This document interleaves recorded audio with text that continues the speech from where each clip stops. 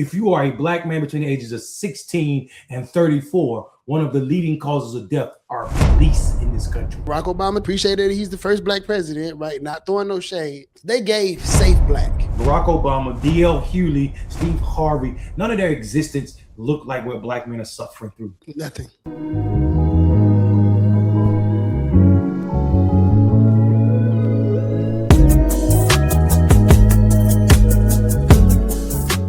Yo, happy Thursday, everybody. Happy Friday Eve. It's another episode of Politics with Pan.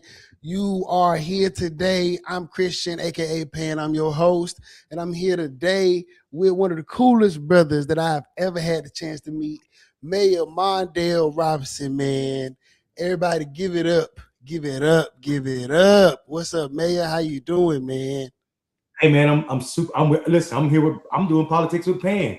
Long as I ain't in the pan, I'm good, dog. So I'm happy right now, bro. I get to chill and be interviewed by a black man who knows what the hell he's talking about. I'm excited. Man, I appreciate that, man. Shout out to black men, man. You know what I mean?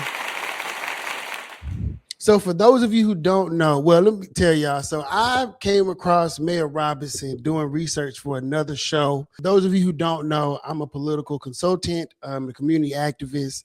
We operate heavily in black political spaces to turn out black voters, to make sure that black people have, financial and political power so that we can live fruitful lives. And in my research, I came across Mayor Robinson. He was speaking truth to power about the importance of the black male vote. And he is the founder of the Black Male Voter Project. I'm saying that correctly. You are. And I was, to say the least, I was impressed. And it is always awesome to be able to meet other people who are in the space the same way that I'm in the space, and to see somebody who is as passionate about turning out black voters and, black men specifically. It was something that I gravitated towards. So, just a note for all of you young brothers out there, the power of email works, right? I sent Mayor Robinson an email, letting him know who I was, what my platform was about, what I was trying to do. He emailed me back promptly, and here we are, right? So if there's somebody that you want to talk to, somebody that you want to get to know, anything like that, don't be shy. Please reach out, make the connection, because those bridges take people all over the place. And I would like to point out that I got my P.D. Pablo shirt on today. Hey. Come on, man. Pascatang, I see you. You know what I mean? And this is a $1 million sushi original. So if you would like to purchase this shirt, it is for sale. I will show you the rest later on, but this is Politics and Pan merch. This is the Young Black and Gifted tee. On the black, it says Young Black and Gifted, but I wore this to shout out my brother from North Carolina going and raise up. Right with that. Yeah, man. P.D. Pablo was one of my favorite artists back in the day. Yeah, man. Between the criminal justice system, I don't know if we could call it justice, the justice system, and then the industry itself and all of the politics, I feel like we didn't get to see a lot of what P.D. Pablo had to offer. But if you ever bought his album, you got to see how talented he was. So talented. He got a song on that first album called "He Spoke to Me," which is like a gospel kind of ballad. Phenomenal song. Phenomenal song. I still listen to it to this day. Shout out P. Pablo, amazing artist. Great, great artistic soul. But so today we are going to be, talking about, black men and voting, of course. And, just with the different things that have been going on, the first thing I wanted to, bring up was ask you, have you been seeing the news about Graham Planter? Yeah, man. I mean, listen, I'm laughing not because I believe sexual assault is a funny subject. That's not what I'm laughing about. I'm laughing about the fact that the world, Christian and Mondale, Norfolk, Virginia, and Enfield, North Carolina, even know of a person with a history like Planter because of a political party party that we prop up. Let me tell you what I mean by that. But let me break it down for your viewers. If you all are not familiar with Planter is he was a candidate for the Senate who won the Democratic nominee with over 70% of the people in Maine. Planter was just pushed off the ballot, basically made to drop out of the race because of sexual assault charges from his ex-girlfriend. Let me say it clearer. Planter was a Nazi on the ballot. The Democratic Party or nobody pushed him off the ballot because he had a Nazi tattoo on his body. But if a white woman says you harm her, it tells you right there that that's more important than blackness. And I'm not saying that we don't take sexual assault serious, because we absolutely must. We absolutely must. But when do we take black people and our pain serious? This man had a Nazi tattoo on his body. He was a white supremacist in a party that white men don't normally vote in, talking about the Democratic Party. And they had the audacity to call him a progressive. You cannot be a white supremacist at any point in your life and call yourself a progressive. You lose that right. So when you're talking about what does it mean to me, it just shows me, it reminds me that the mediocre state that white men can exist in and still rise to the highest level of our politics. The fact that you will never hear of Andrew Gillum being the party nominee again, when that was probably one of the most progressive black men ever to run in this country. And all he did was be gay. Yeah. Ain't the world's business what he was doing. He was the most progressive candidate we've ever seen. Yeah. And now he's been demonized for that. Yeah, I was just reading about him. I was just reading about Andrew Gillum yesterday. He got picked up, I believe, in Alabama or something like that here recently, and he's still getting bad press to this day, right? And the news that I saw, right? They were saying things like Graham is going to go take a moment to reflect and all of this other kind of stuff, and they speak about him in such a tone, it's such a pleasant tone, right? Yeah. Like. It's such a way to not demonize him, which is terrible, right? Because like you were saying, like black men, somebody like Andrew Gillum, Colin Allred, or Governor Moore, or anybody like yourself, like you would not get that grace. I don't. Go ahead, brother. No. Go ahead. Yeah, you're absolutely right. Listen, and you don't even have to be a politician not to get that grace. Young black boys don't get that grace, and we know that. Our school systems, early as pre-K, suspend and expel young black boys at rates that are unmatched by anybody. If you are a black man between the ages of 16 and 34, one of the leading causes of death are police in this country. Armed or unarmed, you still die more by police than damn near anything. So this idea that this man can be senator or Donald Trump can be president and we are to exist in this manner, I call people like our brother Bowen said, we are constant to be awakened in black is to be in a constant state of rage or fire. It's beyond that. It is to have your fight or flight system constantly triggered, which is stressful, which is why we die so much younger than everybody else. Yeah. Black men are a unique experiment in America that they're trying to see what is the quickest way you can kill some people. Yeah. That's the best way I could describe it. I don't disagree. I mean, and I think that I have a lot of debates, right? Especially like some of my white homies, you know what I mean, and they're like, man, it's not like that, right? Because they themselves, don't participate in racism the way that their ancestors did, right? Like they don't outright call people nigger, and they don't do, physically harmful things to black people and stuff like that. But it's the disconnect between like the humanity and the privilege that white people get for just existing, right? Like this man was a Nazi, is a Nazi. Like, right, you don't just like let that go. Right, like in this, black people, gay people, Jewish people, like that signals from the party. Now, mind you, people are going that the DSA, right, Bernie Sanders and his camp, DSA propped him up. This is cool, that's true, but people are trying to separate the two, like the DSA and the Democratic Party don't have a revolving door going on right now.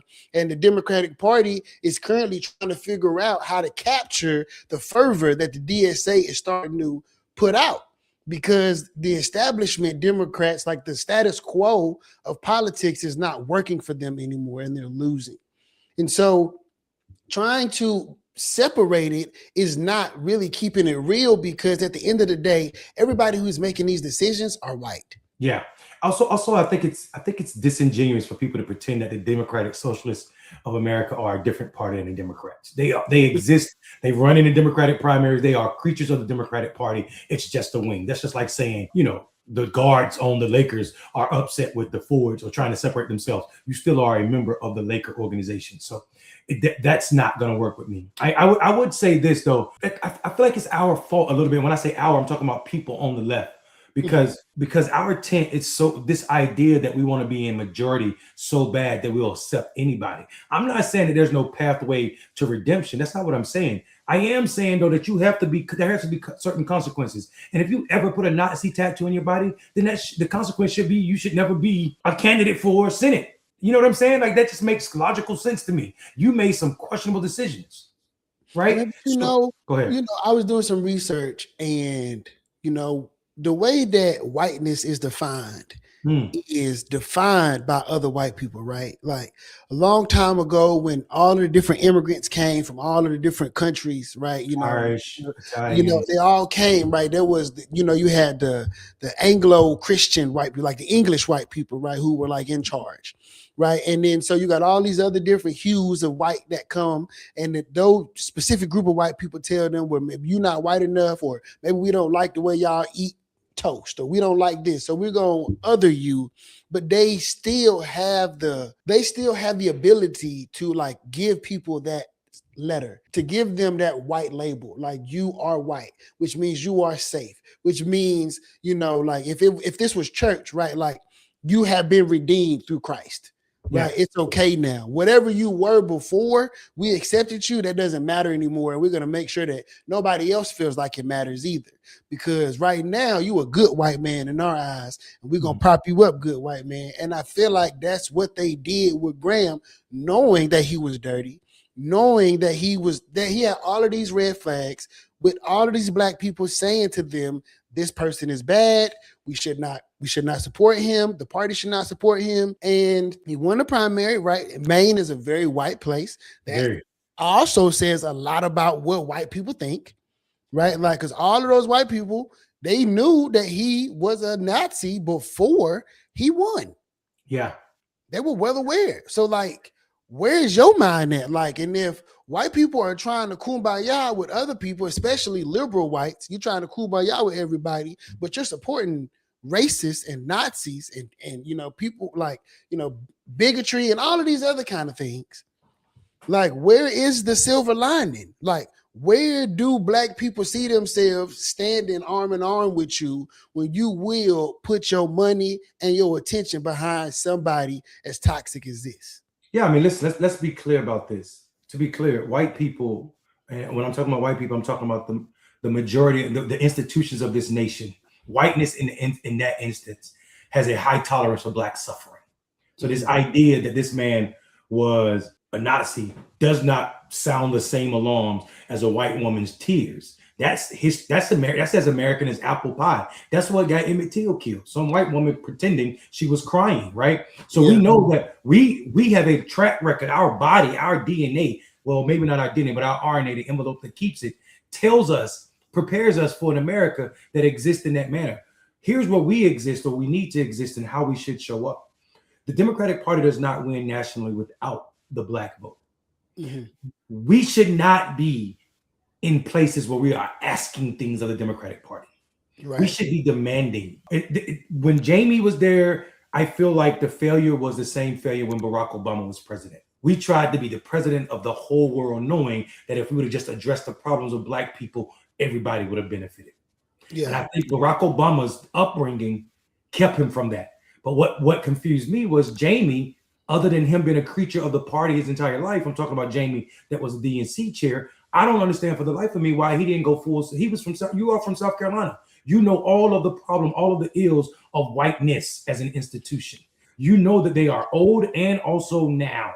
They are now. And it's our job when we are in these positions to act like we know what we're supposed to do. You know what? You were saying, Jamie, and for context, Mayor Robinson is speaking about Jamie Harrison, the former Democratic National Committee chair. And, I met him, right?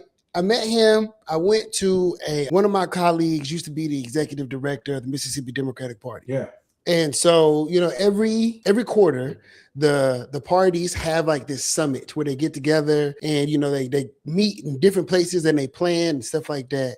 And he came and we were in Puerto Rico one year and he gave this really inspiring speech and stuff like that. And we had these really delicious fruity drinks. But I say all that to say he don't give me, and just for anybody listening, Barack Obama too, and I love him, appreciate that he's the first black president, right? Not throwing no shade, but they gave safe black, right? Yeah, of course. Like and safe blacks don't do for black people because they the safe black. They are the black person that white people say, I can understand what you're saying. Like the clothes that they wear are non-threatening. You know what I'm saying? They don't grow their hair out. They won't have beards. They won't participate in things that are like culturally black, right? Because they're safe. Yeah. So, like, and my father talks about this a lot. He's always, Obama ain't do nothing for us. Obama ain't do nothing for us. Obama ain't do nothing for us. And the fact of the matter is he did it. Like, now, did he do things for America? Yes. There are things that happen for America. But things that happen for black people at large, with us having somebody who looks like us in the seat of power, no. The plight of black people did not get lifted. We don't have more grocery stores in our neighborhoods. We don't have more economic opportunities.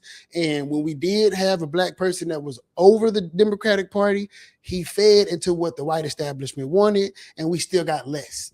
So go ahead. Yeah, I definitely want to be I don't want to be the person on your show defending Barack Obama, so I'm not going to do that. I will say that, we have more people get covered on the insurance, but I will say this too. That was a flawed system. It is a flawed system because Obamacare is nothing more than what Mitt Romney, a Republican, did when he was governor in Massachusetts. He didn't do what we wanted to do. The progressives said we need to look like what Cuba got. We need full-on health care. And people keep giving Bernie Sanders credit for that, but I refuse to give Bernie Sanders credit for something that Jesse Jackson has a part of his presidential platform in 84 and 88, right? So like, I think, when we talk about black progressives, then you're talking about the true left, and Barack Obama failed us epically. But we had to know that some of that was going to happen because Barack Obama wrote in his book that he learned how to be a black man when his white grandfather took him to a pool hall in Hawaii. Now, Hawaii's probably got 13 black men. And, you know what I'm saying? And they ain't trying to minimize somebody's existence, but those people are probably somehow connected to the military. That's how they got over there. Yeah. Right. So like this idea that you learn how to be black in a bar is not how you and I, Christian, or your father learned what blackness was. We knew very early what it meant to be a Negro in the South or a Negro in America. Because Malcolm X said everything below Canada. I would say everything below everything is the South. If you're a black man, you know what I'm saying? So I think Barack Obama's has a natural inclination to find a way to love white people because the people that raised him were white. Yeah. Right. He don't have that natural what's built into you and I for survival reasons is to question whiteness until you show me I don't need to question you. He didn't have that because his toot, what he called his grandmama and his granddad and his mama, they loved him. Yeah. Right. So we grow up questioning until you show us we don't need to question you. Mm-hmm. Mm-hmm. Right. We still know that you are white, but you might not be of or in love with your whiteness. And I think that's the difference, that Barack Obama had a love for whiteness that will get black people killed in America. And we see that right now, especially for young black men, as we talk about where this brother at that went missing on his boat with his supposedly 3 white friends. And you know what I mean? 3 white friends, and that baby is gone. Oh man, that baby is gone. And before we get into that, I would like to say I do acknowledge that Barack Obama did help a lot of people get covered over healthcare. And to clarify my point, and it's for everybody, I'm a millennial, right? Like, so when Barack Obama was in office, I was 18, right? So between ages of 18 to 24, I'm rather young, right? Like, you know what I'm saying, rather healthy. So a lot of us during that time, right, like that healthcare thing, that didn't mean shit to us. Right. Like, and so when I say we didn't get anything, like, not to diminish the things that he did do, because he did do something. But when we are speaking in the microcosm of blackness, and we are speaking in the subgroups of blackness, young, old, gay, straight, male, female, as a young, like the progressives say, as a young cis hetero male during that time, I did not feel the effects of somebody who looked like me being the most powerful man in the world. And And now, you damn sure didn't feel the effects like white men are feeling it under Donald Trump's administration, where he's giving right, no big $500 million, no big contract to white men that's friendly with them. So I definitely right. get it. Because I I get it. don't know, I know a lot of very intelligent, prominent black contractors, military contractors, people who pour concrete, people who do all kinds of Mhm. stuff. And none of them became billionaires. None of them were able to IPO, like none of that. I mean, like you got what? Like you got Loop Capital out of Chicago. You know Yep. what I mean? Like Yep. I just now found out about them not too Yep. long ago. And they from Chicago. Yep. That's one of the most prominent black banking firms in Yep. the world. Yep. That man built that company from working in a mailroom. Yep.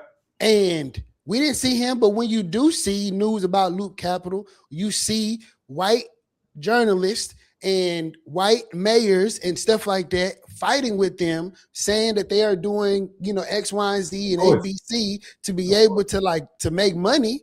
But like their white counterparts, they just get anything. Yeah. They get to do anything. Yeah. And it's And they get pardoned. because I mean, what's up with all the white dudes in the diapers during July 4th with the diapers on their face? Yeah, that part.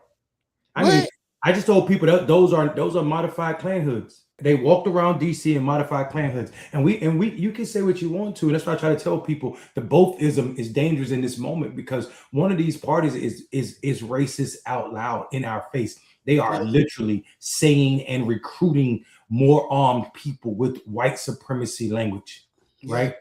So we need to acknowledge what they are saying to us in our face with our tax dollars. And I think it is dangerous for that reason. It is dangerous for us to be asleep, right? And so to pivot off of that, talking about tax dollars, as a mayor, I want to know how you feel about the rise of politicians like Mayor Mondale and this populist movement.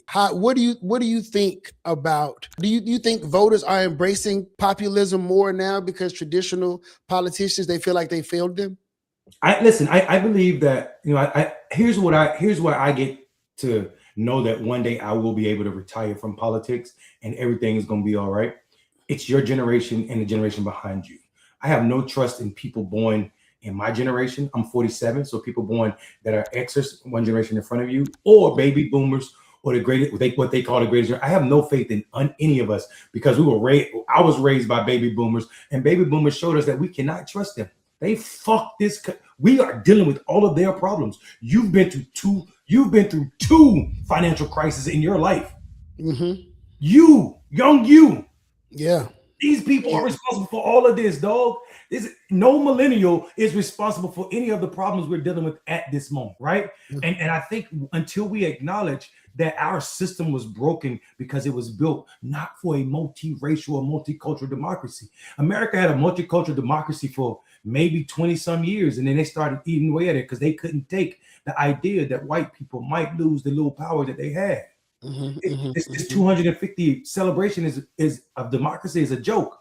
Democracy, by definition, by the United Nations definition, requires free access to the ballot for all citizens. Black people up into the 60s could be killed, especially if you are a black man, hanging from trees, could be killed for trying to exercise their franchise. And then as soon as we were able to, they created black codes. Black codes weren't just to repopulate slave fields. It was to keep black people out of elected office. If you don't believe me, look what they did in Wilmington, North Carolina. A duly elected multicultural government was overthrown, and the federal government did nothing. They killed black electeds that won in the 1800s, and then they just took our vote away for almost 100 years. And now we're right back at point A, because the voting rights gone.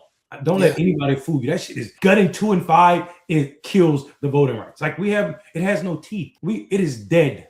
It is dead. We went from you don't have to outright say that it's racist, but if the results of you passing gerrymandering districts was racist, then it was racist. To a Supreme Court with a black face up there, Clarence Thomas from the South, saying it don't matter to us. You could damn near just draw any district you want to and just do it. Just name it as political, and we'll be okay with that. This is crazy talk, man. Like America is at the point where people are talking about they're fighting to keep their democracy. We don't even have a democracy, bro. We don't have a democracy. We don't. You can't We tell me live in an oligarchy. Yeah, no, Trump is a president for real, for real. Let's be clear. Yeah. I don't give a damn what his title is, Pan. I don't care what his title is. Donald Trump is doing more than any king right now in England. You name one who's behaving like Trump. They said they were going to release the Epstein files again. The judge ordered it, and Trump started bombing Iran again. He started calling people idiots. We have a man who falls asleep on national TV, on international TV, talking to other leaders and completely clueless about anything. And instead of talking about the war that he started, he wants to talk about a foul that a soccer player got. We still lost. And we damn sure lost. And we still lost. Got that boy lost because of it. Got that boy brought back in. Got that boy brought back in. Yeah. Shout out to the Knicks. I'm glad the Knicks prevailed, but he almost led the Knicks to their demise. Almost led the Knicks to their demise. But I'm not like I've been watching soccer now since they're forcing the World Cup on us. It is just you gotta at least a little bit. And to see how unprecedented it is. Yeah. It was for him to get a red card and to be able to be put back in the game speaks solely to Donald Trump calling whoever and saying, we're going to give y'all a tariff. We're going to drop some bombs. I know he called them people and threatened them. But listen, the head of the International Soccer Federation is already, he's corrupted in a damn way. Like, so he's Trump type of guy. Plus, people forget that he lives in Trump Towers in New York. Trump is his landlord. Oh yeah, he gonna Trump is his landlord, dog. Trump is his landlord. You know what I'm saying? Like this is the guy who created a peace prize to give to Trump. What did you think was going to happen? He literally created a soccer peace prize to give to Trump. But it also, what does it say about America that your president is so thirsty for prizes and himself that he would even accept that shit? I think it says that we'll eat our own, and we have proven that we will. Especially like the ruling class, right? The white ruling class, they will eat their own and they will eat everyone else, right? Like, like that's just it. A very cannibalistic, self-serving, very me, and let's step on everybody else kind of country. And I think, just that's why the world is in the influx that it is right now. You know, like everything is all in disarray because everybody is afraid of what this white man is going to do. He's unhinged. He doesn't move with any kind of intention or integrity. He just does things that are going to make him and his cronies richer. He's not worried about the environment. He's not worried about people's mental health. Like those Trump accounts, I got people in my comments underneath that clip I made telling me how dumb I am, how, the Democrats got the wool over my eyes. And ain't no wool over your eyes, brother. And people acting like it's something great. That just tells me people don't understand how American politics works. Like anybody screaming at you about the Trump accounts really don't understand anything unless people have ability to invest and they don't. The most they're going to have is probably $17,000. Are you telling me it's worth the pain that Donald Trump will cause on America to give somebody $17,000? I don't think so, because that money would have been made in other manners. If you would have fully funded pre-K in this country, that same amount would have been, those people would have been worth way more than that. If we fully fund public education, if we stop cutting money from HBCUs, we would be way better off. So this idea that if you wouldn't have eliminated the entire department that studies sickle cell in the CDC, we would be way better. Black people will be way healthier than the $16,000 or $17,000 that people may have when they turn 18. So I think what happens is these are the same people that are in your comments are probably the same people that were going crazy or getting excited about $2,000 that was theirs anyway. Donald Trump ain't giving you nothing for free. He's not. And the crazy part about it is, because in the video I was telling everybody basically that this is the Baby Bonds Act that Cory Booker and Ayanna Pressley put out in 2018, and then they reintroduced it in 2023. And that piece of legislation actually gave people money. It actually gave the families money. It Right. was money that the government was investing in your future. Similarly to how the government invested in white soldiers and white sailors and GI white Bill. airmen with the GI Bill. It's the Didn't that- same kind of yeah, economic uplift. It's the same thing. yeah. It's the exact same thing. But when you It see is the thing that created the middle class in the United States. Before the GI Bill, after World War II, there was no middle class in America. You have to understand what you're saying and how important it is. There was no, fact check me, there was no middle class in America before the GI Bill. The GI Bill made it so people could go to school in large numbers and also own homes. So you're absolutely right. That investment was way powerful than what that $17,000, which, you know, in 18 years from now, you'll probably be able to fill up your tank for $18,000. because inflation is going crazy. Come on, man. Like inflation is going crazy, and knowing this, and this is like just because I'm like I'm history buff, but also like movies, right? And I know this because every movie I've ever seen that was like pre-World War One, I believe it was, World War One. A lot of people lived in squalor unless they was rich. Yeah, absolutely. They completely lived in squalor in little shacks. They walk around with mud on their face, dirty all the time. There were no neighborhoods for them to live in. It looked like old brother, where art thou? All the goddamn time. This place is a geographic odyssey. It's 2 weeks from everywhere. Fucking love that movie, bro. Yeah, it's a great movie. I believe that the guy who wrote that movie also Coen Brothers based it off of the Odyssey. Yeah. You see it up there, don't you? That's one of my favorite books. I mostly just read Black, but the Odyssey and the Iliad is up there. Before I go watch that movie, I need to read those books because when I've been hearing about the movie, especially a lot of Black people talk about like, man, you read the Odyssey and blah blah blah blah, and I'm like, what is this? Like, I need to join a book club because there are a lot of books that I usually only read books about Black people, like you said. Like, if it's something that I'm reading or listening to, it's about Black people. That's real. Yeah, it's a lot. It's what we need to be doing. And I was going to tell you that too. You should gift your white friends that you said you argue with that said it because they don't say the N-word and all that. You should definitely gift them How to Be an Anti-Racist by Ibrahim because that tells them like there's so many other ways that racism show. I try to tell people being a racist is not a permanent state. You can be the best ally and in one moment be racist. It's not a permanent state. People that people automatically assume when you say racist, they think that you're talking about the guys with the diapers on their face, as you said, or the Klan.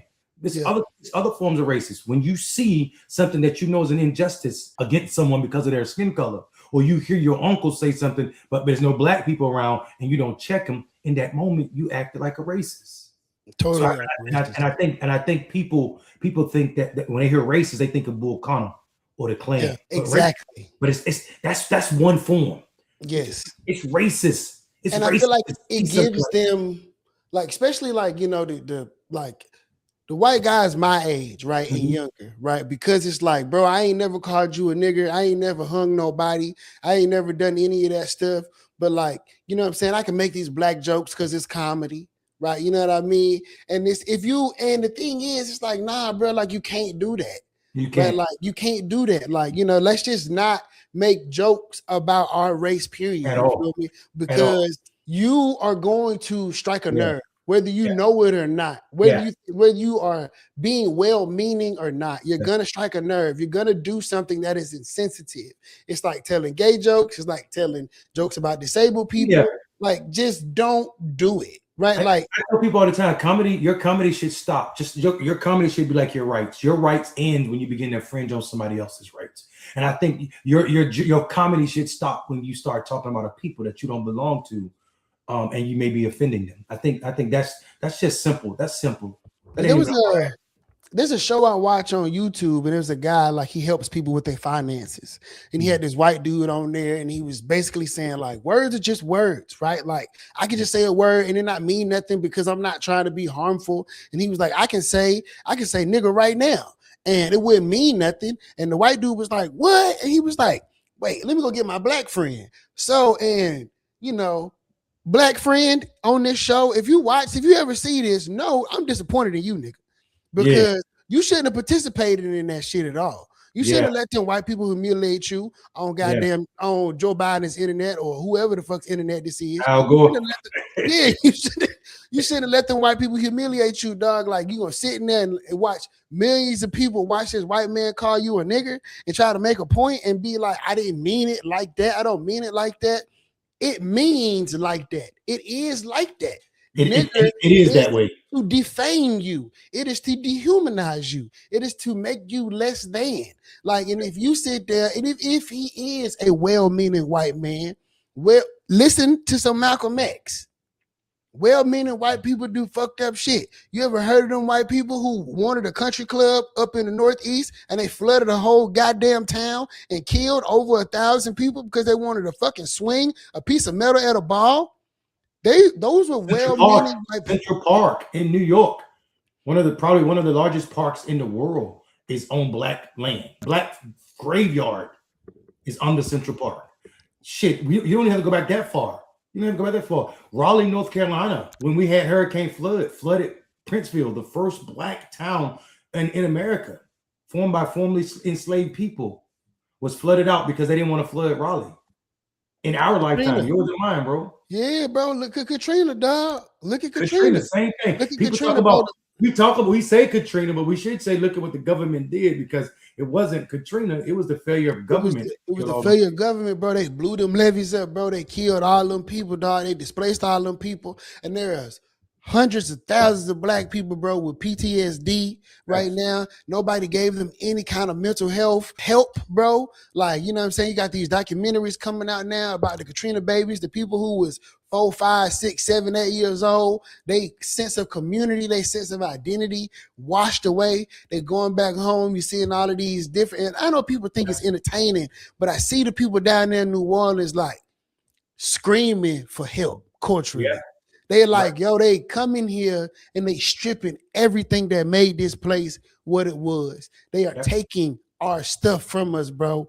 And if you are somebody who cares about people who look like us, you should come and be in, stand shoulder to shoulder with us and help us to preserve this, because this is Black history. This our history. This our culture. Like my best friend, he from the 8th Ward.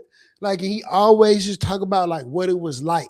Yeah. And whenever we go back, it's like, it's to the point, like, it'll make you cry, bro. It'll make you cry listening to them talk about what was. Mm-hmm. And it's like listening to somebody talk about the 50s, bro. Like it's this far gone time of this wonderful Black place where people share music and culture and God and dance and fashion. And now it's just like they like picking through the debris of what their lives were because of the mismanagement of white people. Yeah, I need people to understand that mismanagement was not a mistake. So don't automatically assume because it's mismanaged that it was a mistake. That mismanagement is intentional when it comes to our people. Yeah, like the suffering is the answer. It's what they were seeking. It's why, right? Like this is a space they didn't even think we could exist in. Right? It's below sea level. This is not going to be profitable. This is a perfect place to put these Negroes. Long time ago, so they thought. And then when it ain't, let it go. Who cares? Is what that's their mentality to Black people everywhere. Yeah, people, we get so caught up, man. We think, I'm gonna tell you how brainwashed, how fucked up we are with our history and how we let people name it. Bad meaning people who don't understand us. Sometimes it's us.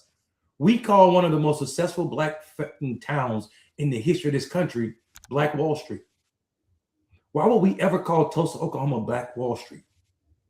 Chasing whiteness. Yeah, because the white ice is golden. Wall Street in New York is full of crooks, people that are exploiting people, lying about what they were. Tulsa, Oklahoma was none of that. It was Black grit and work ethic that created one of the richest Black communities in spite of, you know what I'm saying? In spite of, and we call it Black Wall Street, not to mention Wall Street, the physical Wall Street in New York is where they used to sell slaves. That's a bar. And we out here talking about Black Wall. It ain't no Black Wall Street, it's Black genius. Yeah. You know what I'm Yeah. saying? Like Hold ain't no stop, ain't no day trade, ain't no trade that happened in Tulsa, Oklahoma. It wasn't just Tulsa, Rosewood, Wilmington, Durham. All of these places, it just happened. Black Bottom, Detroit, man. If you go to Black Bottom, Detroit, I'm from Black Bottom, North Carolina. That's Black Bottom probably in every state. But if you go to Black Bottom, a neighborhood in Detroit, bro, you see what they did, how they did it, what they did in Arkansas through the 9th Street, downtown Arkansas, how they ran a highway right through the middle of it, and then they put no exits right there, so you couldn't support black businesses. So they fucking closed. They split the black neighborhood in half, and then took the exits away. Yeah, yeah. I used to live in Detroit. Hold on, I'm not at home, and Go ahead, my bro. laptop. Go ahead. Hold on. Go ahead, bro. What's up, y'all? This is my first time being on Pan Politics with Pan. My name is Mondale Robinson. That brother didn't tell me to do a commercial, but I'm just trying to do a commercial for that brother while he hook up. He's traveling right now. He's out supporting his friends. So I wanted to make sure that I, show up for that brother. Everybody that's watching him on Facebook, you should make sure that you shared when he look at his analytics after this. As many people on Facebook should have shared this. Anybody on YouTube, make sure you subscribe to this brother. You like it. You can jack up the algorithm and he can show up more if you are commenting and also being committed to him. So turn on your alerts. So whenever he goes live, you make sure you don't miss anything. I think he's back. So just in case he's not, if you guys got any questions, anybody got any questions while Pan get his situated, while he get himself situated, I'll be more than happy to take any questions. You put it in the comments. I can see those questions, and until he comes back, I'll make sure that I'm here conversating with y'all. Is conversating a word? I don't fucking know. It's a pidgin language anyway. English is a pidgin language anyway. So until the brother Pan is back, I'm here to talk with y'all.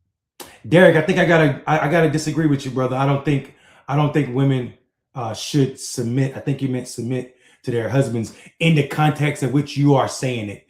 I don't think. If you are going to quote, brother, if I may, I'm pushing back gently on you. If you're going to quote what the Bible say women should do to men or to their husband, then you should also go to Proverbs and quote what the Old Testament says about how men are respected or why men are respected in our community, because it tells you, if you are biblical, if you are thinking about the Bible, Derek, in that way, then you also have to understand that the Bible says a proverbial woman in 31:10 is respected because a man is respected because of his wife. It says that the woman sees a field and she buys it with her own money.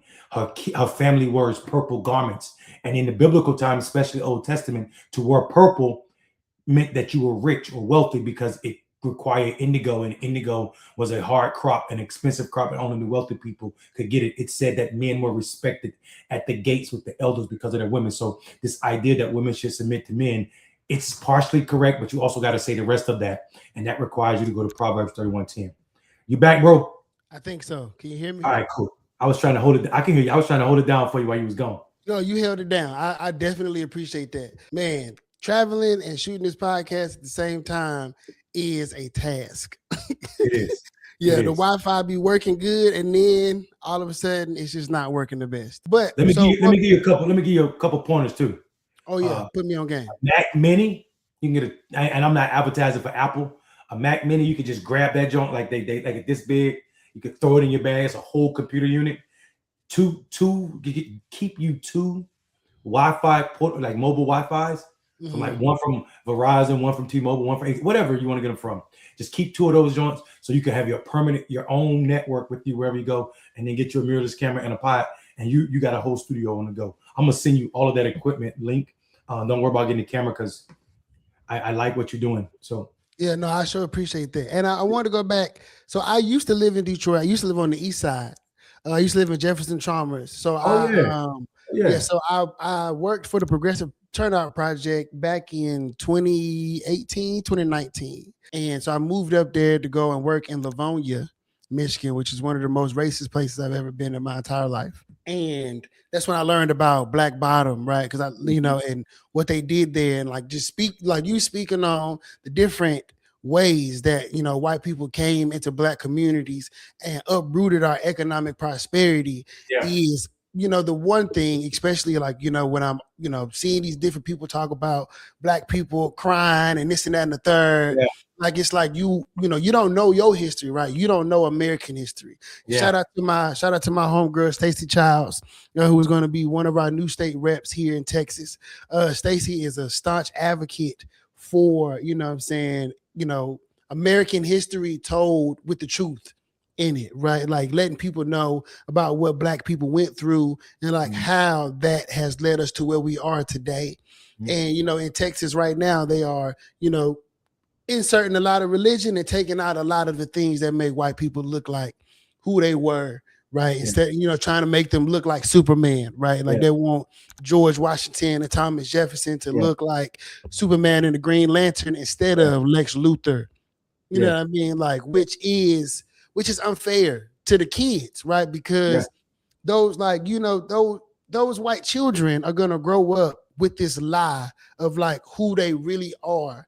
And if you told them the truth, Nolan would be here. Yeah. He wouldn't have died. Yeah, man. It wouldn't be anything like that.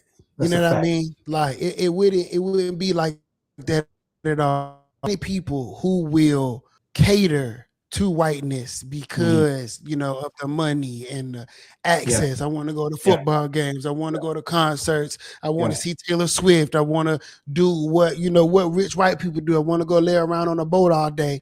And the thing is, you could totally do that. We got the internet now. There's really nothing stopping us from coming together collectively and creating a black economic system that spans across the internet that we control, that they don't have any part of. Hence why the federal government was chasing its tail when all of the cryptocurrency came around, because they were like, what is this? We don't know how to regulate this. We don't even know how to control it because it's not something that came from us. But those of us who are safe, because that proximity to whiteness grants them things that they otherwise would not have. They don't want to get down with the movement. They don't want to help the people, but they also hate parts of themselves that they see in us, right? Those of us who speak in African American vernacular, those of us who don't speak, in the way that is proper, right? People who aren't quote unquote polished, right? Like to be able to go into these specific spaces with these white people and these well-to-do Negroes and do business. And they act like Mr. Johnson, who ain't had a job since he was 19 years old, and he a millionaire. He got bread. He owned land out in the country and stuff like that. They don't even go talk to him. They don't bring him into the phone. They don't bring him to the board meeting or anything like that because he might wear suspenders. But he an agricultural genius. But they're gonna write him off because he's not gonna put on a suit today. He is going to do what is most comfortable for him instead of doing what the white people think is the best thing to do to show up in their space. But going back to your point about why we calling it Black Wall Street, it's just like, I mean, quite frankly, niggas is scared to have their own space. Everybody keeps saying, man, look what they did to us before, bro. Look what they took from us. Look what they took from us. They're terrified to have their own space. They don't know how to operate alone. They don't know how to be alone. They scared of that. Like, and the moment, like, you can't fight a war with scared soldiers. Yeah, it ain't gonna work. Yeah, it's not gonna work. It's not gonna work at all. It's not gonna work at all. I do have some more questions though. I know I had some. We're gonna have to run this back when I got a little more stronger internet connection. Yeah, we locked in though. We locked in. Let me say something real quick. I know you got more questions, but let me say something because I think I don't want people to miss what you said about what's happening. But I also don't want to disconnect it from history. What we're watching right now, this white backlash, is common in American history. Every time Black people make 2 steps forward or make forward progress, there's always a white backlash. We got free from slavery and had Reconstruction, elected more Black people than any other time, not excluding any. Right after slavery, what's the first thing they do? They created the black codes. They created, you got to count the poll tax, everything, and also the Klan killing Black men because of the 15th Amendment. We saw the Civil Rights Act, then we saw Ronald Reagan, right? War on drugs created mass incarceration. We saw Barack Obama, then we saw Donald Trump. So what we're living through right now, we're actually living through what is the result of replacement theory. And when you said these, like, it's not fair to these kids because what they're learning is not really their history. Mhm. We are living through the mechanisms that were created by people who really believe the lost cause.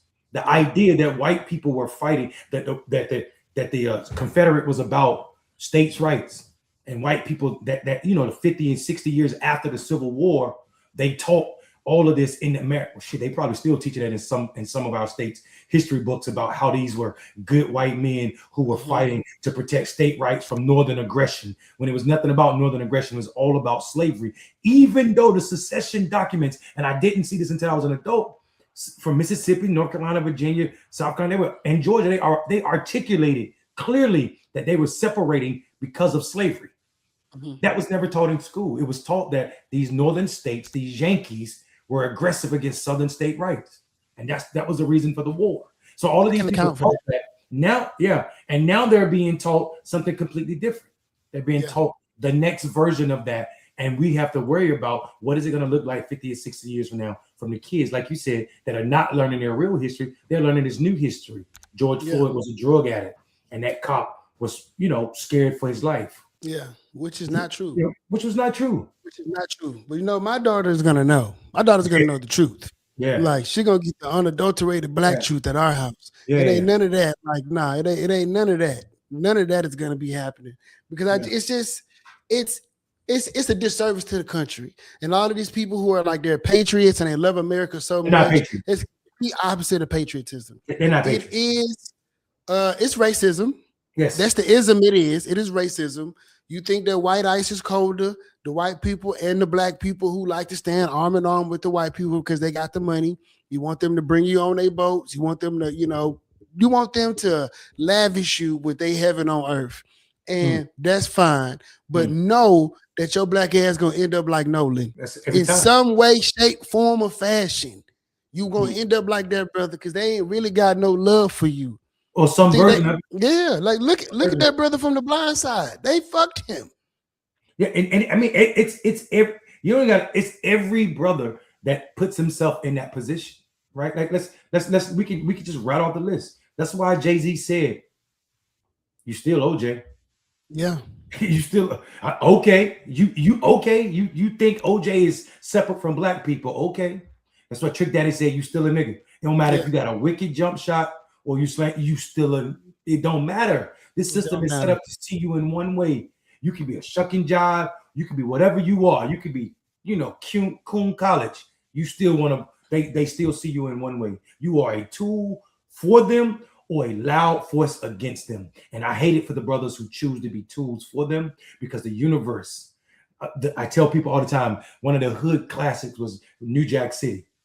And the most powerful line in that movie, the best part of that movie, is when that old black man look at Nino and know that he's obligated to sacrifice his entire existence to get rid of Nino, because what Nino means to his community.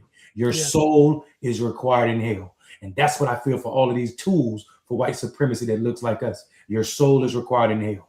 I'm not saying I wish you die. Yeah, I'm not saying I wish you die. I'm just telling you, when you do, just know you're going on a permanent hot vacation to a trop that you ain't playing on. Clarence. For sure. Clarence. Especially Clarence, because he's Geechee. And he knows what it means to be Geechee. You are Geechee. Your people, our people, suffered through the rice paddies that built. Oh man, if you understand how much land was moved by black people to build the rice paddy, to make South Carolina the world's largest producer of rice right now still, if you understand what was the trenches that was dug and the water systems that were built, and how many people died from alligators drowning, just disease and snakes, building that waterway, building that economy that made Charleston as rich as it is right now. If you understood that, there's no way in hell Clarence Thomas should be who Clarence Thomas is, but for his sickness. That sickness is that the proximity or the desire to be next to whiteness. Yeah, I believe that his parents told him that he needed to do all he could to be next to well-meaning white people. Of course, come on, man. I don't fault his parents for that. I really don't. I really don't. And I mean, and as much as I talk shit about bro, I really feel bad for him. I don't, I have sympathy for him. I don't, because that's not love, right? Like you can tell that he's not operating from a place of love. He's operating from Mental like illness. some, huh? Mental illness. Yeah, I mean, well, I think it's I definitely think it's like mental illness, but it is, it is something like it's, our parents are they are like usually our guiding lights through so Mm-hmm. many different things. Mm-hmm. And I think that, like a lot of people like the grandma that would tell the light-skinned grandbaby that they're gonna be able to do great things, but wouldn't tell the dark-skinned grandbaby the same thing. I Oh think yeah. that Clarence is suffering from that kind of PTSD, Yeah. That's and not. it Yeah. manifests itself in what we see Yeah. now. Yeah. Like, and I feel for him, and I hope, what I'm saying, I mean, that I tell people all the time, Clarence Thomas, my dad, them guys are raised from a generation of people where their parents couldn't tell they were, think about it, my granddad, my dad's dad, who was a sharecropper. My dad grew up on a sharecropping farm. Uh, for the people that don't know, I'm the mayor of what used to be a sundown town, right? So when we'll get to that, I'm certain. But my granddad is the son of a enslaved black man, Mhm. right? Think about that. That's crazy. That's crazy. And if you think about the times that those people raising them black people, raising my dad and my granddad, they didn't go around telling them how much they loved them and how Yeah, beautiful they were. Because if you did that on the plantation, you run the risk of one creating a black boy that's too proud because he know his parents love him. That's a death sentence. hmm Because white man gonna show him how I'm gonna break you, or creating a black woman who knows how beautiful she is. Imagine being on a slave plantation telling your daughter that she's beautiful, she's walking around as beautiful as she is. yeah, She's gonna become appetite dinner for a hungry white man who has an insatiable appetite for blackness, even though he thinks he hates it. You yeah, understand what I'm saying? So you mhm, got a generation of people that didn't tell their kids how much beautiful, how much beauty the capacity to be beautiful or the capacity to be loved and strong, because that was a death sentence. yeah, So what we see, that what you're articulating about Clarence Thomas, I mean Clarence Thomas is just that. You were raised by a generation of people that were not freely or could freely tell you how beautiful and strong you need to be, but hmm for siding yourself or locking yourself with whiteness, yeah. so you can survive and live and not be killed. Yeah, I mean, and it's sad that, like, what I'm saying, in 2026, like, where, like he got a little leeway to be somebody different, that he's like stuck there. But they say that when you get past a certain age, your brain start making new connections, and that's You gonna want be to know my the other side of it? yeah, Right, another brother from South Carolina that's older, James Clyburn. yeah, James Clyburn should have been the first time I seen James Clyburn get locked up for protesting was when he thought South Carolina was going to redraw his district. When they killed George Floyd, you know what he let white people do? He let the white Democrats take a knee and put on kente cloth. you know what? Wasn't he in Oh, that picture? no, I ain't in that picture. He in Wait, that no, picture. wasn't he in that picture? He right beside him. He in the bag. He right beside Nancy Pelosi. Nancy Pelosi in front with kente cloth on. Now imagine this. How about he should have said, fuck your kente cloth picture. Give me kente cloth policies. We're not getting that. We're not getting that. Give me policy. The kente cloth represents all of what it means to be a part of Kwanzaa. If you look at the principles of Kwanzaa, give me policies that represent that. Yeah. Kujichagulia. You know what I'm saying? Give me all of that. We ain't getting that. You're right. We're not getting it. We're not getting that from that generation. We're not getting All we that. gonna get is a knee. So you on one hand, and they wonder why young black brothers like you are looking at them sketchy. That young black men, and this is who we focus on at Black Male Voter Project, the organization I created. We focus on brothers who don't have college degrees, brothers who are not politically acclimated, or brothers who don't give a damn about politics. Not that they don't care about, they're not political creatures. It's just the way that we practice electoral politics is a turnoff to them because it's so transactional.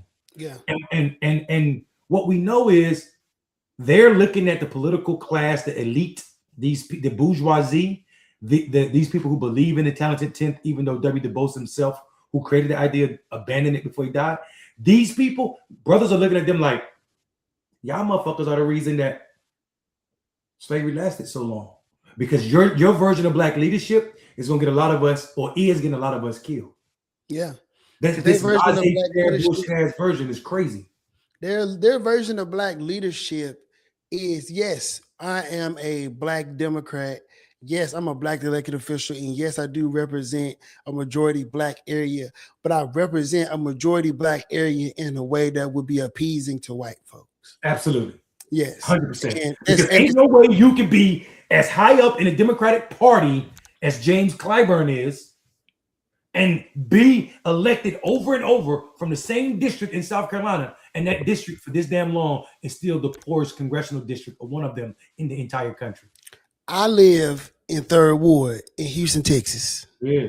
And one of the congressional district now, huh? Right. Like, in where I think it's over 40% of the people who live on that side of the city don't have a car. Right. Where most of the neighborhoods that encompass that district is a food desert. Yep. Where they're like the only businesses for real that are in that district, black people don't have access to, right? Like for real, unless you like work at TSA at the airport, right? But like a lot of black people ain't getting no money from Halliburton. A lot of black, you know what I'm saying? You getting the menial jobs, you know what I mean? Like it ain't a lot of like workforce training. It ain't a lot of that going on, right? Like it's just not. Like you go to the north side.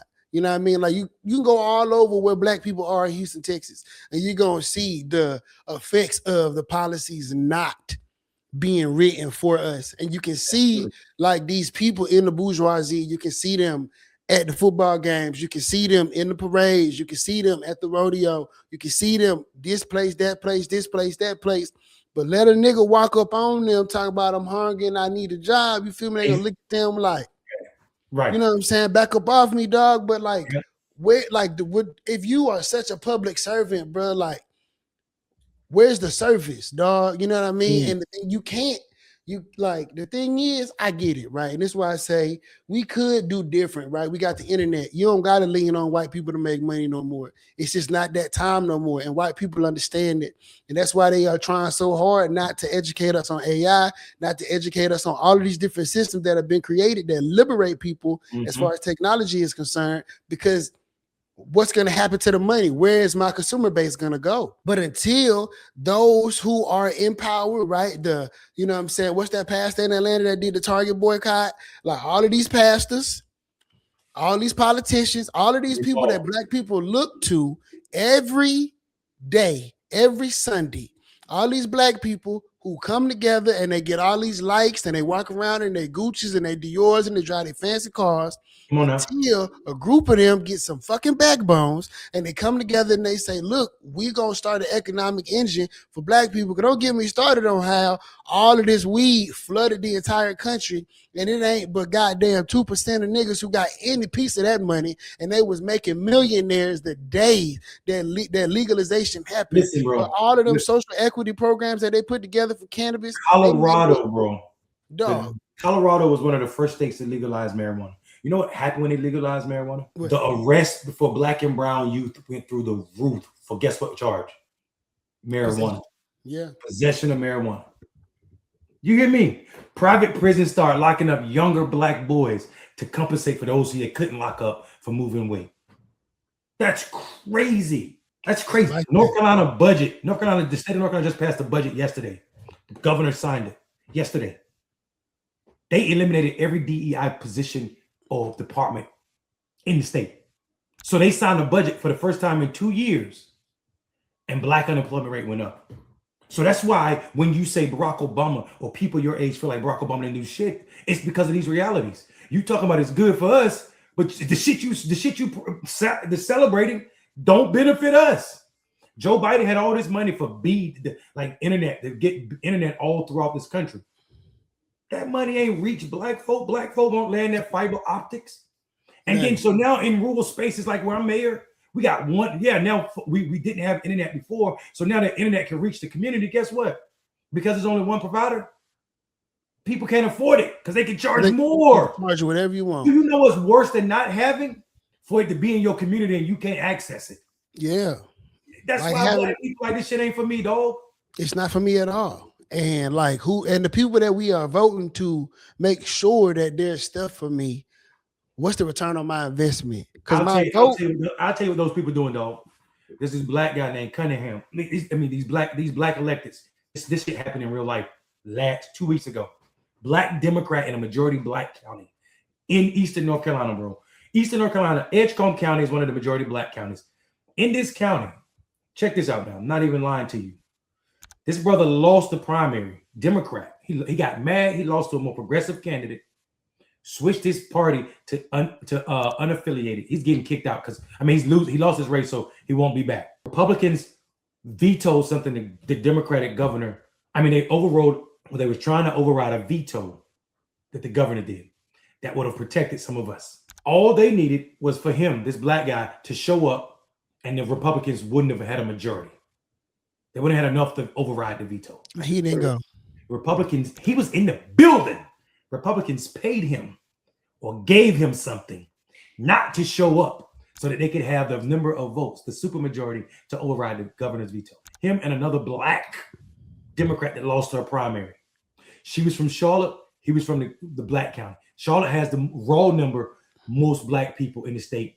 He is from percentage-wise where most black people live. That's how we get bought out. That's why black people that don't play politics are like, fuck y'all. Yeah. Because y'all do shit like that. On y'all way out, because y'all ain't doing what you're supposed to do for your constituents, you do shit like this. Yeah. 2 black people. Yeah. 2 black people, bro. Yeah. 2 black. These ain't. And now look, our Indian brother also lost his primary and switched his party. You know what he did? Showed up and voted with the Democrats. He could have acted just like them. He could have been salty that he lost. And he probably is because he switched his parties, but he still showed up with some integrity. These motherfuckers sold black people down the road. Yeah. Or walk or whatever they got. Man. So we got a wrap here in a minute, but I got 2 questions that I want to ask. My first question is, what made you decide to run for mayor in a former sundown town? What spurred that? Like, what made you decide, like, I'm going to be the change in this? Yeah, 2 things. Feeling like a hypocrite, and then also that former sundown town is where I'm from. So I was born and raised in Black Bottom in Enfield, which is the only neighborhood that was safe for black people during segregation, and where you had to go when that whistle went off and say black people couldn't be free around. So I had to go back home, and what made me feel hypocritical was I was doing work all over this country, and then and sometimes all over the world, in France, for black people, because black people in France they're not lucky at all. What I mean by that is France is one of those countries that makes it illegal to count what the services that the country provide based on race. So that prevents you from knowing if black people aren't getting the service equitably because they don't let you track that. And I was over there doing that work, and they kicked me out of the country. One of the proudest days of my life. In Colombia, in Central South America, all over, anywhere where black people were a minority part of the population, I was doing work. And then also in Kenya, I did a couple campaigns, and also Democratic Republic of Congo. So I felt like I'm doing all of this work for all of these people and leaving my people that I'm related to, grew up and know, to fight off this guy who was from New Jersey, white guy who was down there selling off our talent to his white friends, much like Trump is with America right now. So I went home to prevent him from continuing to sell off Enfield and push my people further away from the resources they needed to survive and exist in a way that made them whole citizens. Went back home to address the housing crisis. And also we are one of those small towns that luckily own our electric grid. So we can do something with that. And I saw that we need to be a part of this green wave to address what's plaguing our people so that we can benefit our people. So I went home to make sure that my people understood that we don't have to be the way that we are right now. Yeah, that's awesome, man. That's awesome. That is awesome. And what like for context for everybody listening, what was the work that you were doing when you were traveling?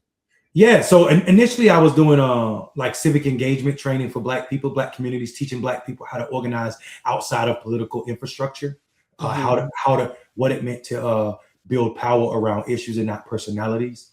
So I was doing that training. And in Kenya was the one place where I was actually doing voter registration in 2017, I think. Or 7. Yeah. So in 2007, I was doing work around that, and in Congo, I was actually running. I was political director for a candidate, Eddie Deshume, who lives here, was living in Ohio, went to school. He got his PhD in Ohio, was going back home to run for president. So I was his political director for his national campaign, which was basically building a political infrastructure altogether because it was a military strongman that he was going to run against. But his wife made him drop out because he was getting death threats. So yeah.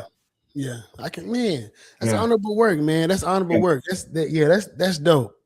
That's yeah. real dope. That's real And then, dope. of course, I started Black Male Voter Project. Right, and that was my next question. Yeah, That was going to be my next question: is what was the catalyst for that? Yeah. So the catalyst was that for being a political consultant and being inside a political infrastructure in this country and seeing that people were not talking to Black men, they were just talking at them and also talking about them in a way that was not true. Like people kept saying that Black men were like they had this level of apathy towards politics. They didn't care. They were nonchalant about it. And then they also said shit that didn't ring true to Black men who were not this class of people you're talking about, the Black bourgeoisie, brothers who are regular brothers. So people thought that Black men were nonchalant, when in actuality, there's a level of hate. Antipathy and apathy are different feelings. And that antipathy is related to how we play politics in this country. This way that you can show up to my house not knowing anything or caring about anything I'm suffering through and tell me this is the most important election and it's what I need to do because people died for my right to vote and you don't know shit about what I'm suffering through. You know what I'm saying? Like you don't have the right to ask people for their vote if your first conversation is in an election year. You can't tell them the most important election because you ain't been there for any of their elections. So we saw that and we created this approach, this BMAP editorial approach, because in this country there are 9.7 million Black men that are already registered, bro. So if we don't do any voter registration ever for Black men in this country, right? And we just try to turn out more, we can increase the participation or our likelihood that candidates that are beneficial to us could win just by reaching these brothers in a way that's transformative rather than transactional. Because of that 9.7 million that are already registered, only 27% are super voters, meaning they vote regularly. The rest, the other 63%, say that the system is not working for them and they don't find value in expressing their politics through a vote. And that is a failure of a system that spends billions of dollars every year to reach a demographic, and they only pay the same consultants over and over, using the same tactics over and over. Like they still giving money to the black preacher when the black church is a Black woman organization. The preacher himself may be Black, but a Black man, but overwhelmingly is Black women. And the Black men that go there are the people who are super voters. There's an older Black men. There's a study, this young brother who just got his PhD in theology out at Stanford, did this research and found out that 90% of Black men that are your age and younger don't go to church at all. Yet it's still, if you talk about Black organization, they always talk about Black women and they always talk about the Black church. Neither of those are ways to motivate the Black men. They talk about Black entertainers, Black LeBron James, Barack Obama, D.L. Hughley, Steve Harvey. None of their existence look like what Black men are suffering through. Nothing at all. So those can't be the spokesmen. Lil Wayne, Kodak Black, none of these rappers are living the same experience as Black men who don't even know where they're going to sleep or eat tomorrow. And they're not going to be able to motivate them. That's why when the world lost their mind about Kanye West and Ice Cube going to meet with Republicans, it showed me that y'all don't know what the hell y'all are doing or how to engage this demographic. Just because Black men listen to rap music don't mean that they're motivated. If you ask any average Black man who's their leader, they're going to look at you like you got three heads. They don't have leaders. They're not looking for leaders. That generation of Black men are gone where they're looking for a leader. They if you ask them, they're their own leader and they're taking their own marching orders for themselves. So this idea that you're going to reach them by scaring them with Donald Trump or you're going to put D.L. Hughley in them and try to embarrass them, that shit ain't going to work. It's just going to be a turnoff and you're going to do more harm than help. Yeah. Yeah. So I just ran to be the SDEC committeeman for the Black Caucus at the Democratic Party here. And that was really my whole message, was that, like, you know, the party just talks at us and it does not talk to us. And the way that we organize Black communities is very inauthentic and is disingenuous. Yeah. It's not like, hey, y'all, you know what I'm saying, we really trying to do better. It's like, you know, your grandma died for this and don't nobody give a fuck. That shit ain't gonna move nobody. You really gonna get smacked in the face if you approach the wrong brother with that bullshit. Like, fuck you know about my grandmama. You know what I'm saying? Like, you know what I mean? Like, don't nobody care about that, dog. Like, it don't move nobody. And I've been screaming this, bro, to everybody, anybody who would listen. Even if you don't want to listen, I'm like, y'all are doing it wrong, bro. And they like, you're looking at me like, who are you? I'm a black man. Shit. Like, I'm a black man, bro. I'm one of the few that's actually involved. I'm one of the few that's actually listening, and I'm one of the few that can live in both spaces. I can be in the boardroom and in the street, and I can tell you that every nigga I know on the block don't give a damn about what none of them niggas in the suit talking about. None of that shit resonate with them, bro. They don't care at all. None of it resonates. None of it makes them feel seen. None of it makes them feel heard, and none 100%. Of it puts money in their pocket. 100%. But none of these people, none of the here in Texas, you know what I'm saying? The chair, first it was Gilbert, 10 years, fucking losing. Now we got Kendall. Kendall doing all right? We got Democrats in every race across the state. That's great. But what you gonna do about these black people? How you gonna get these black people to come? White man from East Texas. What you gonna say to some niggas? Because you from East Texas. Where they and guess what? He from East Texas, and it's 32 counties east of Dallas and also Houston that reach from Louisiana all the way down to the Gulf Coast, and it's 66,000 black men that they never had none of them motherfuckers knock on these doors. None of them. And you think them black people forgot that they drugged that black man behind that truck out there? Come on, man. Man. How we gonna when we gonna be real about the race relations between white people and black people to be able to even fix the schism in the Democratic Party when y'all keep acting like it's all sunshines and rainbows and we the ones that's tripping? And the fucked up part about it is, and we know it ain't gonna be this election, because when you ask that question, when is it gonna be? It ain't gonna be this one, because guess what he's doing? They out here bragging about the fact that Tallarico is spending money that on TV. He didn't, bro. $3 million already on ads in June. Why you ain't put that $3 million in a field team out in East Texas? Why you ain't go? It's expensive to knock the doors. It's expensive because you choose what is expensive. It's expensive to waste money on ads when we know they don't reach people or they motivate. Do not work. And it's the worst. It's the worst spend on money, dog. That's my problem with people blaming black men being, oh, they sexist. That's why they didn't vote for Kamala. Bro, let me say something to y'all. You spent $1 billion.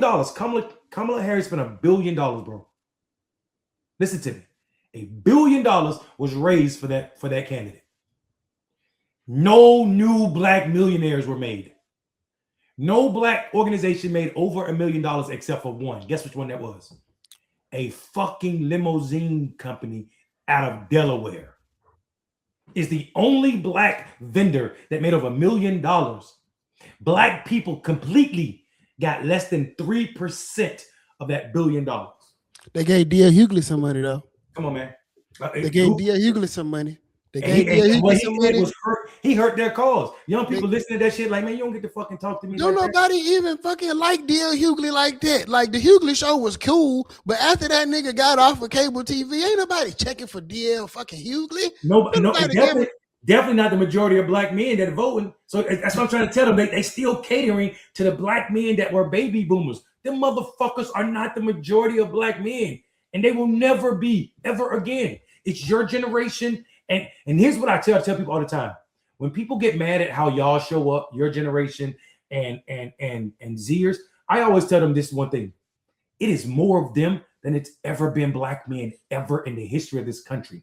Those are the two largest generations ever, and they are blacker, way blacker than baby boomers were. Baby boomers was a large generation, but only like 17 or 18% or some shit were black. Right now, y'all generation is 42% something other than white. It is more black people in your generation and the one behind it than ever. So why the fuck are we not listening? We have a mandate to understand your version of what blackness is, because it's gonna be the lasting one. I mean, the answer to that is these old niggas don't want to relinquish that power. Right. I told my partner this, right? You know what I'm saying? And I got to get ready to go to dinner. So we're gonna close. I told my partner this because I got a lot of politically rambunctious partners, right? They want to, they want to fight the power. They trying to do their thing. And when they jump out there and they get punched in the mouth real hard, they like, Christian, what's going on? And I'm like, you got to remember that you was playing with people's money, dog. This is a war, bro. Like, and unless you can get your ass out there and you can get the people behind you, it ain't fuck that money, fuck that TV, fuck all of that shit, bro. Go outside, talk to the people, keep talking to the people, keep talking to the people, stay in their face, knock on their door, call them, bro, meet them at the grocery store, get outside, sweat. It's the only way you're gonna win, fam. You're not gonna win out spending them, bro. Citizens United fucked it up for us. We can't beat them with the money, bro. But the way that you can beat them is if you got 500,000 niggas that you could call right now and be like, yo, this is how we move it. If at any time, this is why Huey Newton died. This is why Martin Luther King died. This is why Malcolm X died. This is why the other brother in Chicago died. This is why them niggas died. This is why they kicked Marcus Garvey out the country. This is why they don't like Farrakhan, because Farrakhan got an army of niggas who he can command to move at his will. And he created enterprise that can feed himself. He got the biggest black-owned farm in the country. You know what I mean?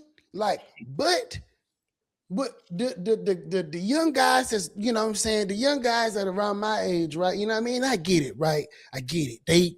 They want they shot in the sun.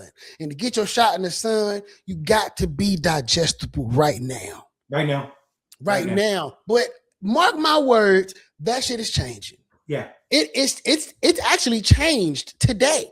Yeah. It's not the same anymore. So if you are running for office and you are a young brown person and you are out here placating to other brown people like a white man would, you are going to lose. You're gonna lose.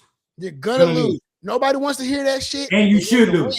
You should lose. You should do what is right for the fucking people. And if you do not do what's right for the fucking people, if you're not speaking the issues that the people actually give a fuck about, the people should organize against you. And we should find somebody else. And I was talking to somebody about the James Tallarico thing, and they was like, you know, one of my partners, right? And I look up to bro. He was like, I'm afraid of what Ken Paxton is gonna do. And going back to niggas being scared, right? They're afraid of what Ken Paxton is gonna do. And you know, mind you, right? And I say this every time I'm voting for James Tallarico, but he has to earn the black vote. That it has to happen. And because we are afraid of some shit that niggas have already been through before, with the type of white person that we've already experienced before, we need to get our house in order. And if we don't get our house in order, shit is going to continually be fucked up, and our kids and our grandkids and their grandkids is going to be fucked up because niggas pussy. Yeah, and motherfucking, and look, Paxton ain't no different than motherfucking Abbott, and Abbott got more control because he's right there in Texas. Fucking Paxton go to fucking DC. He gotta be 1 in 100. So that shit is that's a bullshit ass reason, and that shit don't ring true to people. So I'm with you 100%. We should also note, bro, that that quiet Negro shit don't work. Like you need to be out loud, bro. People told me, oh, there's no way you're gonna be. I beat an incumbent by 57 percentage points. Oh, that's what's up. 57 percentage points. I ran 0 ads, bro. Yeah. I'm not on every fucking door in my neighborhood, in my town. Yeah. You know what I'm saying? And I'm trying to tell people, listen, the idea about money, what you just said is so important. Here's what people need to leave. And I know you got to go. This is what I want to leave people with my last thought. Think about this. If you're interested in politics, the last 4 presidential campaigns with the most money lost. For sure. That's it right there. Look, man, y'all, I knew this is why I ain't playing no music today. I ain't had time for a music break. I did not have time for a music break. Mayor Robinson, man, I really appreciate this, man. This has been a blessing. I'm one of them brothers that still go to church. Hey, man, that's me too. Me too. Every Sunday. This is a blessing, man. I really appreciate, well, one, I want to appreciate myself for being brave enough to email you and make this connection and start this relationship, because I really appreciate being able to talk to other brothers who have similar mindsets, especially outspoken. I don't meet a lot of brothers in your age range who are as bold and outspoken about politics and black people. And it is it is rewarding. You know what I mean? Especially being who I am, and people telling me that I need to tone it down and that I need to participate in a different kind of way. It is very much so empowering to meet somebody like yourself and to see you doing what you're doing. You know what I'm saying? Congratulations to you. And I really, really, really appreciate you taking this time to speak to me and, like help me make these clips so that we Yeah. can show these people what it is for real. Yeah, bro. And I just want to leave you with this. I don't want nobody to be naive.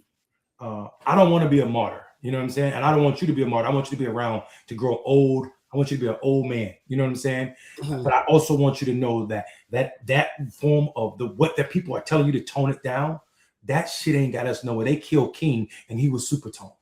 Yeah. Super tone. Your job is to do exactly what you're doing out loud, bro. I told when I became mayor, the first thing I did was I tore down a Confederate monument. Yeah, I read that. I'm the only mayor in the history of this country to physically tear down a Confederate monument with my own hands, fucking hammer and a backhoe. And that tells me that we waiting on people to let us be out loud will still have Confederate monuments and Confederate policies in our politics, because everybody before me saw that same monument in the middle of a park.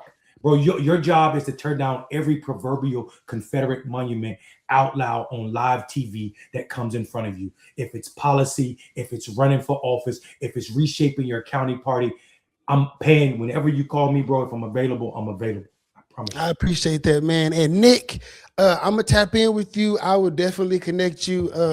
Nick Dangerfield, right here, man. Nick is you know what I'm saying, he a brother down here in Texas, man. Good brother, very much so involved. I'm gonna tap in with you. Shout out to Coretta. Shout out Derek. You know what I'm saying? Derek, you always got some toxic shit to say, but I appreciate you engaging anyway. Hey, Aunt Cynthia, you know what I mean? Coretta, I hope James Tallarico give me some money. I emailed him. He better be seeking you out. I emailed, bro. I sent him an email. I called the guy that represents his campaign in Harris County. Like, you know what I mean? I applied to work for him. I've been trying to tell him. Can I give you a hint? Yeah. At that Negro or that white boy, at him, at Roland Martin, at Black Media, and then and some other white media, and say, tell him who you are and why he's failing ethically at an opportunity that he shouldn't, and then see if they still sit silent. And if they do, that speaks volumes. Yeah. I'm gonna try it. I'm gonna try it. Me too, so I can talk about it. Because I'm gonna take your advice. Because he needs you as a consultant, not as an employee. Yeah, I'm just trying to help. But it's that time. I appreciate you, Mayor. I'm gonna reach out to you. Nick, I'm gonna make sure to connect you with Mayor Robinson. If anybody wants to get down, I know there's plenty of work that needs to be done with the Black Male Voter Project, and hopefully I can bring Mayor Robinson to Houston, Texas, and we could do some. We could put something together. I done a plenty of campaigns in Texas, bro. IE work down there. I love Texas. I feel like Texas and Mississippi should already be Democratic strongholds, but we got bullshit ass people in charge of the money. Yeah, and we're gonna get rid of them. But that's our show, man. Thank you so much. Peace. Until next week. Have a good one.